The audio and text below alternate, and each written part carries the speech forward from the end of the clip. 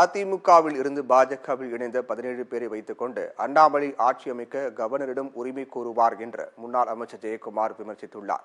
நெல்லையில் செய்தியாளர்களிடம் பேசிய அவர், மண்குதிரையான அண்ணாமலையை நம்பி யாரும் ஆற்றில் இறங்க மாட்டார்கள் என தெரிவித்தார்.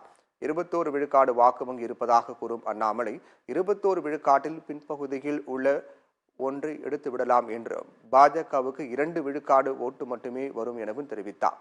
அதிமுக வேட்டியே உடுத்த தடை உள்ள ஓ பன்னீர்செல்வம் பாஜகவின் அடிமையாக மாறிவிட்டார் என்றும், அவரின் கருத்தை பெரிதாக எடுத்துக் கொள்ள வேண்டாம் எனவும் ஜெயக்குமார் தெரிவித்தார்.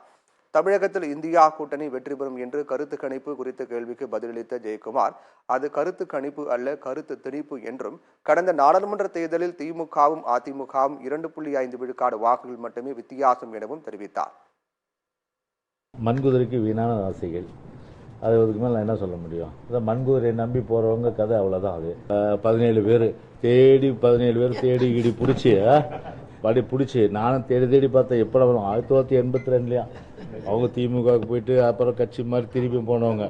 அப்புறம் நம்ம அருமை நண்பர் சின்னசாமி, அவர் எங்கேருந்து வந்தார்? அவர் காங்கிரஸ்லேருந்து வந்தார், அம்மா சேர்த்தாங்க. அதான் ஒரு மாயை கிரியேட் பண்ணோம். பாரு எவ்வளோ பேர் வந்து நாங்கள் பிடிச்சோன்னு. எவ்வளோ பேர் பிடிச்சானா போய் இப்போ இவர் நம்ம ஆளுநர் ரவிக்கிட்ட போய் இப்போ ஒரு பெட்டிஷன் கொடுப்பாரு.